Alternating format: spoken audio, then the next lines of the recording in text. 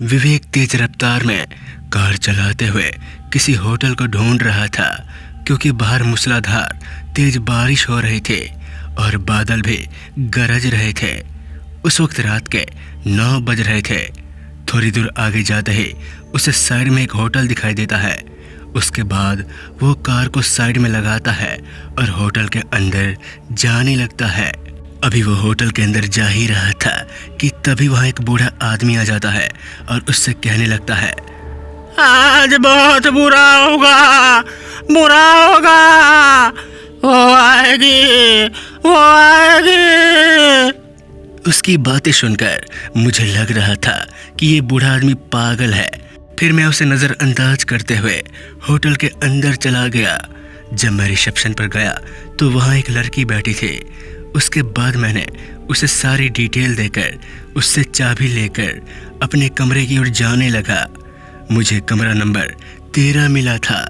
हैरानी की बात तो ये थी कि वो लड़की मुझे चाबी देते वक्त काफ़ी डर रही थी। उस समय तो मैंने उसे अनदेखा कर दिया और शायद यही मेरी सबसे बड़ी गलती थी। खैर, जब मैं अपने कमरे में पहुंचा तो उसके अंदर घुसते ही मुझे कुछ अजीब सा आभास हुआ, लेकिन उस समय मैं काफ़ी थका हुआ था, इसलिए मैंने ज़्यादा ध्यान नहीं दिया। उसके बाद जब मैं नहाने गया तो मेरे साथ बहुत अजीब हुआ यूँ था कि जब मैं नहा रहा था तब अचानक से पानी की जगह खून गिरने लगी। मैं बहुत ज़्यादा डर गया। मेरे हाथ पैर कहाँ पर रहे थे। इसके बाद मैं तुरंत भागता भागता वॉशरूम से बाहर आया तो मैंने देखा कि कमरे की लाइट अपने आप जल रही थी, बंद हो रही थी। मेरे साथ क्या हो रहा था मुझे कुछ समझ नहीं आ रहा था। थोड़ी देर बाद जब किसी ने डोर को नॉक किया तो मैंने गेट खोला।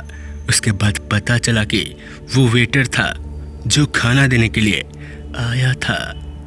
उस वक्त मैं काफ़ी डरा हुआ था, इसलिए मैंने वेटर से कहा, ये इस कमरे में क्या हो रहा है? जब मैं नहा रहा था तो पानी की जगह खून गिर रहा था। ये सुनते ही वेटर के हाव भाव बदल गए। फिर उसने मुझे कहा, सर आपको वहम हुआ होगा, ऐसा कैसे हो सकता है? फिर मैंने भी सोचा कि शायद ये मेरा वहम हो सकता है। अभी समय हो रहा था रात के 10 बजे का। फिर खाना रखकर वेटर वहाँ से चला गया। उसके बाद मैं फटाफट कपड़े पहनकर खाना खाने बैठ गया। तेज बारिश के मौसम में खाना खाने का मजा ही कुछ और था, और ऊपर से खाना इतना अच्छा था कि मैं अपनी सारी डर को भूल गया। मुझे बिल्कुल भी डर नहीं लगने लगा। अब खाना खाने के बाद अब वक्त हो रहा था सोने का। इसके बाद मैं गेट को बंद करके सो गया। मैं थका हुआ था, इसलिए मुझे नींद भी बहुत जल्दी आ गई। समय बीतता गया, तभी मेरे कान में अचानक से एक आवाज़ सुनाई दी, विवेक, मेरे पास आओ। ये सुनते ही मैं सहम गया और आसपास देखने लगा, मगर वहाँ कोई था ही नहीं। ये आवाज़ कोई लड़की की थी। उसके बाद मैं डरता हुआ कैसे भी करके सोने का प्रयास कर रहा था, और मैं मन ही मन सोच रहा था कि आज मेरे साथ क्या हो रहा है, जबकि ये मेरी ज़िंदगी में पहली बार हो रहा था। काफ़ी प्रयास करने के बाद कैसे भी करके मैं सो गया। आधी रात को अचानक से किसी के हंसने की आवाज़ आने लगी, वो भी बहुत ज़ोर ज़ोर से। उसके बाद मैंने जैसे ही अपनी आंखें खोली तो मैंने जो देखा वो देखकर मेरे पैरों तले ज़मीन खिसक गई, क्योंकि जिस बिस्तर पे मैं सोया था वहाँ एक लड़की खड़ी थी जो ज़ोर ज़ोर से हंस रही थी। तभी उस लड़की ने मुझसे कहा, मरेगा तू, मरेगा, अपनी जान बचा सकता है तो बचा ले। ये सुनते ही मैं उस बूढ़े आदमी के बारे में सोचने लगा जो मुझे होटल के बाहर मिला था, और मैंने उसे पागल भी कहा था। अब उसकी बातें सच हो रही थी। अब मुझे लग रहा था कि मेरा मरना पक्का है। इतनी जोर से आवाज़ होने के बाद भी होटल का एक भी स्टाफ नहीं आया। धीरे धीरे वो लड़की मेरे पास आ रही थी। उसके बाद उसने जैसे ही मुझे छुआ कि अचानक से वो हवा में उड़ते हुए नीचे गिर गई। जब मैंने अपनी कलाई की ओर देखा तो मेरी जान में जान आई, क्योंकि मैंने सुरक्षा कवच यानी मोली पहन रखी थी।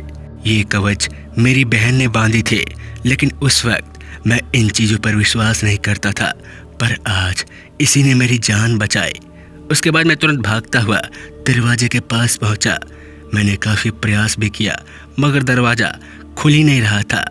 मैंने बहुत चिल्लाया, ऐसा लग रहा था जैसे किसी को मेरी आवाज़ सुना ही नहीं दे रही हो। वो लड़की हवा में उड़ती हुई हंसे जा रही थी और मुझे घूरे जा रही थी। अब धीरे धीरे उस लड़की का चेहरा काफ़ी भयानक होने लगा था।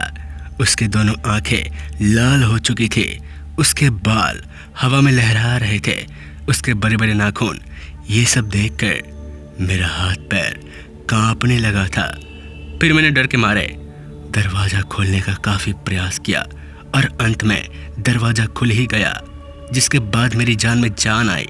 फिर मैं तुरंत भागता हुआ रिसेप्शन में पहुंचा। मुझे ऐसा हांफता देख वहां बैठी लड़की ने कहा, सर क्या हुआ, आप ठीक तो है ना? इसके बाद मैंने गुस्से में कहा, अरे क्या ठीक हूँ, तुम लोगों ने मुझे बताया क्यों नहीं कि कमरा नंबर 13 भूतिया है?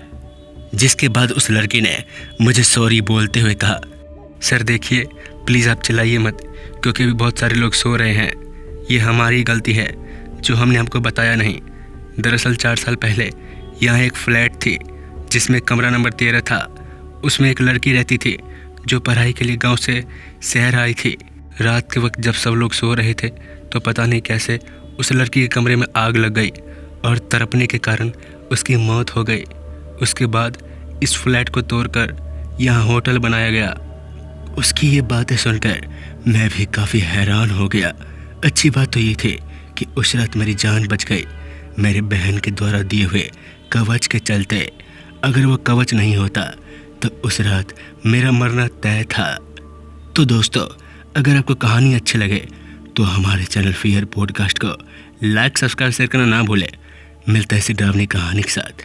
तब तक के लिए जय हिंद, जय भारत।